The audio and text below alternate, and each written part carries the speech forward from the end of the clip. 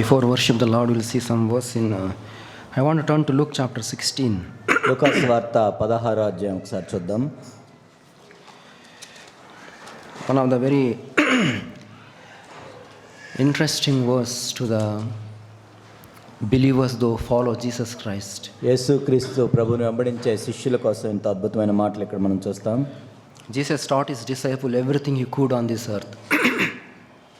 Jesus taught his disciple everything what he could able to taught his disciples. యేసుక్రీస్తు ప్రభువారు ఈ భూమి మీద ఉన్నప్పుడు తన శిష్యులకు అన్ని కూడా బోధించాడు ఆయన. And later on he told that Holy Spirit really help you to lead on all the truth. ఆ తర్వాత సర్వ సత్యంలోనికి మిమ్మల్ని నడిపించడానికి పరిశుద్ధాత్మని అనుగ్రహిస్తానని కూడా ఆయన చెప్పాడు. This is the one verse he said in Luke chapter 16. లూకాసు వార్త 16వ అధ్యాయంలో ఒక మాట చెప్పారు ప్రభు. Verse 13. 13వ వచనం. He says, "No can serve two masters.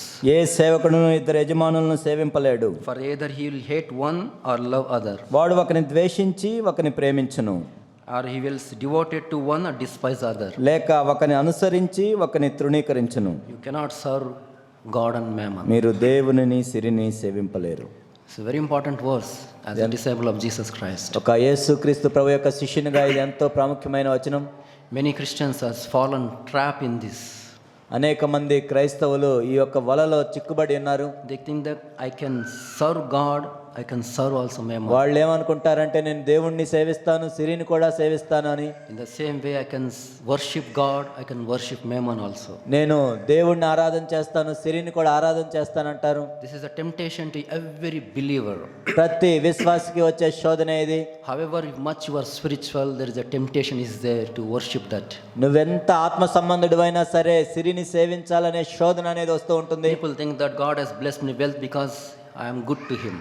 నేనేదో మంచోడిని కాబట్టి దేవుడు నన్ను బాగా ఆశీర్వదించాడని అనుకుంటాం. But there is a very danger is there in that. కానీ అందులో ఎంత ప్రమాదం కూడా ఉంది. Judas Iscariot thought like that. ఇస్కరియోతు యోధ ఆ విధంగా అనుకున్నాడు.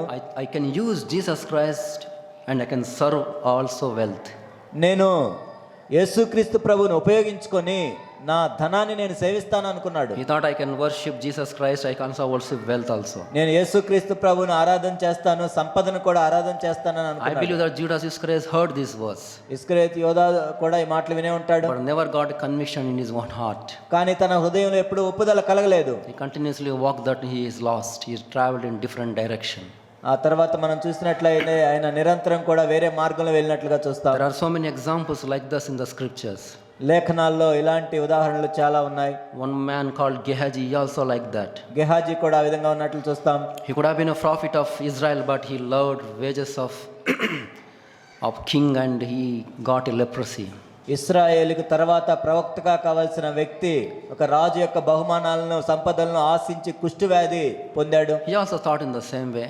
ఆయన కూడా ఇలానే అనుకున్నాడు. I can serve my master, I can serve also mammon. నేను నా యజమానిని సేవిస్తాను, సిరిని కూడా సేవిస్తాను. It will never go together.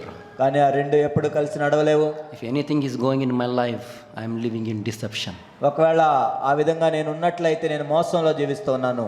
Jesus also have temptation like this. యేసుక్రీస్తు ప్రభు కూడా అటువంటి శోధన కలిగి ఉన్నాడు. You read in Matthew chapter 4. మత్తయి సువార్త 4వ అధ్యాయం మనం చూసినట్లయితే Devil has not left even Jesus Christ also in this area. అపవాది యేసుక్రీస్తు ప్రభువును కూడా విడిచిపెట్టలేదు ఈ విషయంలో. How much he can really tempt us with this? మరి మనల్ని ఎంతగా శోధిస్తాడో కదా. It says in chapter 4, Matthew chapter 4. మత్తయి సువార్త 4వ అధ్యాయం. And the devil took him to a very high mount and show him all the kingdoms of this world and all their glory. కొండ మీదకు ఆయన తోడుకొని పోయి లోక రాజ్యములన్నిటినీ వాటి మహిమను ఆయనకు చూపి. And verse 9 said, "All these things I will give you just to bow down and worship and serve me." నీవు సాగిలపడి నాకు నమస్కారం చేసినట్ల వీటన్నిటినీ నీకు ఇచ్చేదనని ఆయనతో చెప్పగా. Jesus had a right word at this situation. ఆ పరిస్థితుల్లో యేసుక్రీస్తు ప్రభువారు సరైన మాటలను కలిగి ఉన్నాడు. Jesus said to him, "Go Satan, for it is written, you shall worship the Lord your God and serve him only." యేసు వానితో సాతానా పొమ్ము, ప్రభువైన నీ దేవునికి మొక్కి ఆయన మాత్రము సేవింపవలెనని వ్రాయబడి ఉన్నది. That should be our standing in Jesus Christ. యేసుక్రీస్తు ప్రభువులో కూడా మనం కూడా అదే విధంగా నిలబడాలి. Any point of time wealth is overwhelming in our life, Lord, I want to put under my feet all these things. ఏ సమయంలో అయినా మన జీవితంలో సంపద అనేది మన మీద అధికారం చెలాయిస్తూ ఉన్నట్లయితే దాన్ని మన కాళ్ళ క్రింద పెట్టుకోవటం నేర్చుకోవాలి. This wealth and mammon should never master me. ఈ సిరి సంపదలు అనేవి నా మీద ప్రభుత్వం చేయటానికి వీల్లేదు. They should not rule me. I have to use them, live in this world. నా మీద ప్రభుత్వం చేయడానికి వీల్లేదు, నేను ఈ లోకంలో ఉన్నాను కాబట్టి ఉపయోగిస్తాను. Not that they use me. Money should not use me. I have to use that. డబ్బు నేను ఉపయోగించాలి కానీ డబ్బు నన్ను ఉపయోగించుకోకూడదు. We should be master it. దాని మీద మనం ప్రభుత్వం చేయాలి. Bible says love of money is root cause of all evil. దురాశ ధనాశ సమస్త కీడుకు మూలం అని బైబిల్ చెప్తుంది. You go to the root of that one. All money is there. దానికి మూలం ఏ దాంట్లో అయినా మూలం ఏముంటుందంటే డబ్బే ఉంటుంది. Wealth. సంపద. I want to show one example in the Old Testament. పాత నిబంధనలో ఒక ఉదాహరణ మనం చూద్దాం. It's a very interesting example. ఇది ఎంతో ఆసక్తికరమైన ఉదాహరణ. You may be knowing the story of Balaam. Balaam గురించి మీ అందరికీ తెలిసే ఉండొచ్చు. It is very interesting personality. ఆయన ఎంత ఆసక్తికరమైన వ్యక్తిగా ఉన్నాడు చూడటానికి. He is a Gentile. ఆయన ఒక అన్యుడిగా ఉన్నాడు. He is not belongs to Israelites. ఆయన ఇశ్రాయేలుకు సంబంధించిన వాడు కాదు. He is not man who traveled from Egypt to land of Canaan. No. ఐగుప్తు నుండి కనానుకు వచ్చిన వారిలో ఆయన లేడు. He is staying somewhere in the place called Moab. ఆయన మోయాబులో ఉండేవాడు. He knows the true God. He was really worshipping true God. ఆయన నిజమైన దేవుడిని ఎరిగి ఆయన ఆరాధిస్తూ ఉన్నాడు. I don't know how he came across the true God. నిజమైన దేవుడిని ఎట్లా తెలుసుకున్నాడు మనకు తెలియదు. And one day Moab, the king of Moab came to know that all Israelites came and attacked me to invade my land. ఒక్కసారి మోయాబు రాజు వెళ్ళి ఈ విధంగా అన్నాడు, ఇశ్రాయేలు నా మీద యుద్ధం చేయడానికి వస్తున్నారు. And this Moabite king knows about this Balaam. మోయాబు రాజు బిలాము గురించి తెలుసుకున్నాడు. And he told that he is the man who true prophet and you come and curse these people, they wanted to invade my land. ఈయన నిజమైన దేవుని ప్రవక్త అన్నాడు కాబట్టి వెళ్ళి ఇశ్రాయేలు నా మీదకి వస్తున్నారు, వాళ్ళని వెళ్ళి శపించమని అడిగాడు. So he sent some of the people to bring him back. కాబట్టి ఆయన్ని తీసుకుని రావడానికి కొంతమంది మనుషులను పంపించాడు. We read that story in Numbers chapter 22. సంఖ్యాకాండం 22లో మనం చూస్తాం. And he came, verse 7, 22 elders of Moab and came to ask Balaam to come to meet our king. కాబట్టి మోయాబు పెద్దలను మిద్యాను పెద్దలను సోదెస్సును చేత పట్టుకొని బిలాము నద్దకు వచ్చి బాలాకు మాటలను అతనితో చెప్పగా. And verse 8 he said to them, spend the night here, I will bring back to you word from the Lord. ఈ రాత్రి ఇక్కడనే ఉండు, యెహోవా నాకు సెలవిచ్చిన మాటలు నేను తిరిగి వచ్చి మీతో చెప్పేదను. He is the man who want to find out the will of God. దేవుని యొక్క చిత్తాన్ని కనుక్కోవడానికి చూస్తూ ఉన్నాడు. Whether I have to go with them or not. నేను వాళ్ళతో వెళ్ళాలా వద్దా. Whether what type of people they have, they don't know about it. కాబట్టి వాళ్ళు ఎలాంటి వాళ్ళో నాకు తెలియదు. He knows that I should not curse anybody. నేను ఎవరిని శపించకూడదని తెలుసు నాకు. But I will ask God what he will tell to me. అయినా సరే మరి దేవుని చిత్తాన్ని కనుక్కొని ఆయన ఏం చెప్తాడో చూద్దాం. So God came to him, Balaam, verse 9. 9వ వచనంలో దేవుడు బిలాము నద్దకు వచ్చి And he said, who are these people with you? నీ యొద్దన నీ మనుషులు ఎవరు? And he told that God, these are the Balak, the son of from Moab, who people came to have a word from you. సిప్పోరు కుమారుడైన బాలాక్ అను మోయాబు రాజు. And they are telling that you have to curse these people. వీళ్ళని శపించాలని మరి ఆయన అడుగుతున్నాడు. Was told God said to Balaam, do not go with them. వారితో వెళ్ళొద్దు.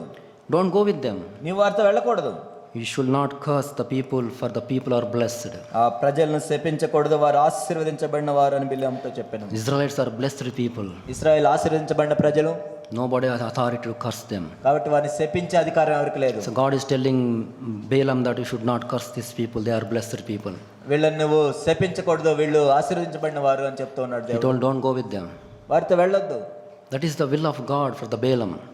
బిలాము కొరకు దేవుని చిత్తం అది అయింది. And Balaam came and told that I will not come. God has said to me like this.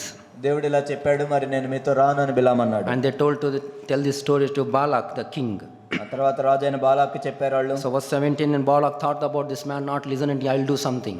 నేను మీకు ఈ మాటలో ఆయన నేను చెప్పిన మాటలు వినట్లేదు కాబట్టి ఏదైనా చేద్దాం అనుకున్నాను. Verse 17, I will endure honor richly, whatever you like. నేను నీకు బహు ఘనత కలుగజేసేదను. He put one more god there.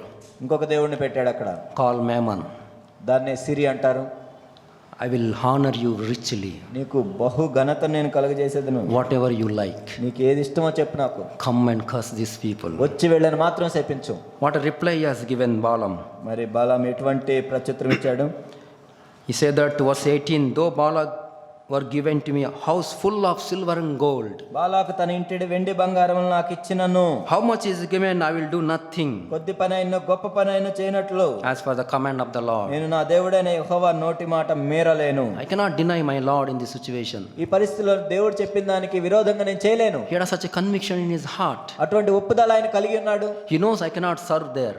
నేను అక్కడ సేవించలేనని తెలుసు. Then I cannot curse people. నేను వారిని శపించలేనని తెలుసు. He knows that God has called these people to be blessed, not to curse the people. ఆశీర్వదించబడిన ప్రజలు వీళ్ళు శపించబడటానికి వీల్లేదని అనుకున్నాడు. Then he said, you wait.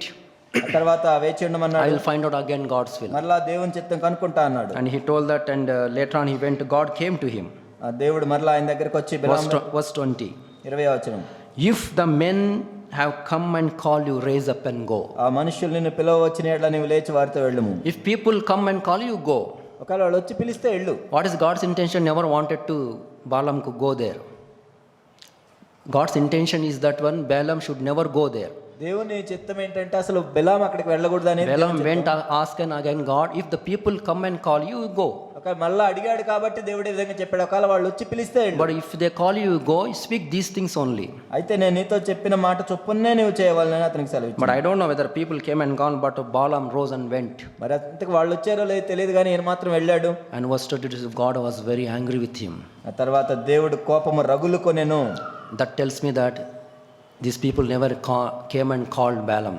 ఇది మనకేం తెలియజేస్తుందంటే ఇంతకు వాళ్ళు వచ్చి పిలవలేదు, He himself went. ఈయనే వెళ్ళాడు. That's why God is very angry with him. అందుకే దేవుని యొక్క కోపం రగులుకొనింది. So open his eyes, God has to use donkey. బిలాము కన్నులు తెరవజేయటానికి ఒక గాడిదను వాడుకున్నాడు. He used the mouth of man's voice is speaking in donkey. దేవుని యొక్క మనుషుల నోట్లోంచి రావాల్సిన మాటలు గాడిద నోట్లో నుంచి వచ్చాయి. He couldn't realize. అయినా అర్థం కాలేదు ఆయనకు. He was so blinded. ఎంతో గుడ్డివాడిగా అయిపోయాడు.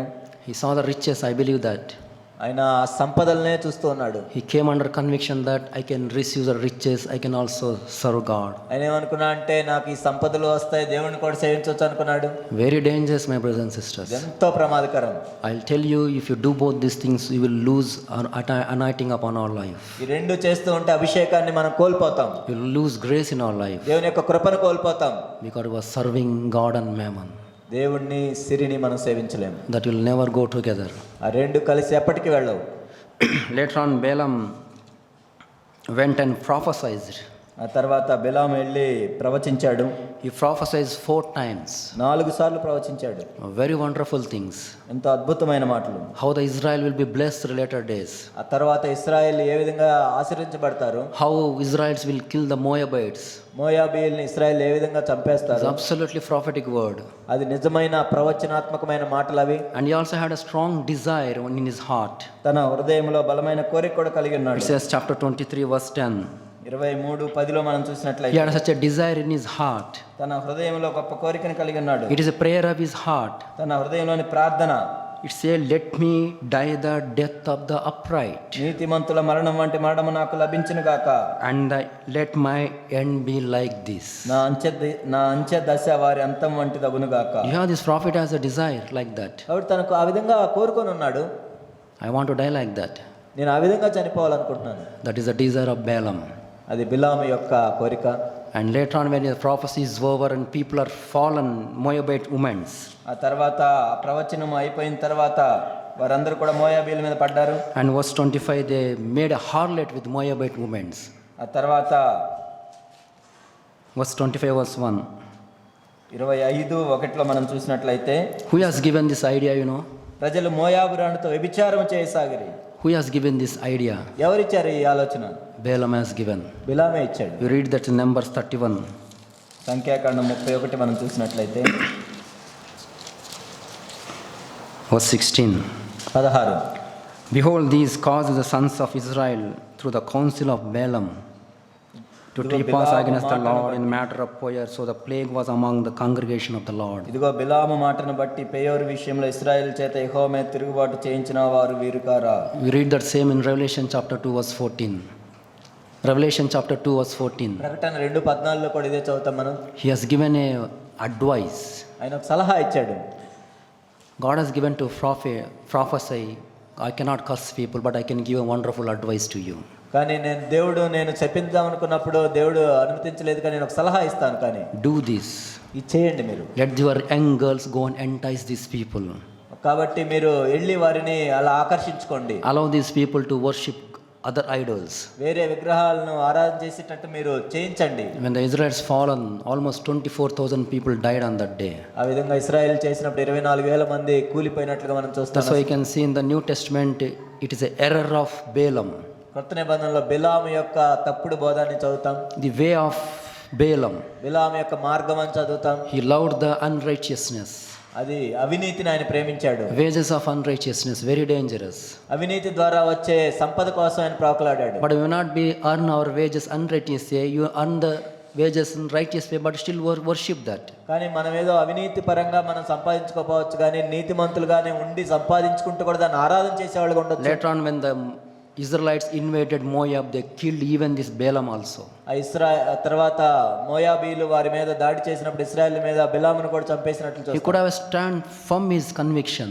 కాబట్టి తన ఒప్పుదలను బట్టి ఆయన గట్టిగా నిలబడి ఉండొచ్చు. He could have been a prophet of Israel, అప్పుడు ఇశ్రాయేల్కి ఒక ప్రవక్తగా ఉండేవాడు ఆయన, but he lost it. కానీ దాన్ని కోల్పోయాడు. In our own life, sometimes like that. మన జీవితంలో కూడా కొన్నిసార్లు అలా చేస్తాం. We lose our anointing upon our life. దేవుని యొక్క అభిషేకాన్ని మనం కోల్పోతాం. I learned a lesson from this. దీని నుంచి నేను ఒక పాఠం నేర్చుకుంది. I learned one lesson from Balaam. నేను బిలాము నుంచి ఒక నేర్చుకున్న పాఠం ఏంటంటే, We can have a spiritual gifts. మనకి ఆత్మ సంబంధమైన వరాలు ఉండొచ్చు, You may not have a spiritual fruits. కానీ ఆత్మ సంబంధమైన ఫలాలు లేకుండా ఉండొచ్చు. Very danger. అది ఎంతో ప్రమాదకరం. A spiritual gain ability God gives. దేవుని యొక్క తలాంతులు వరాలు ఏంటంటే మనకు దేవుడిచ్చే సామర్థ్యం అది. Jesus said that one, Matthew chapter 7.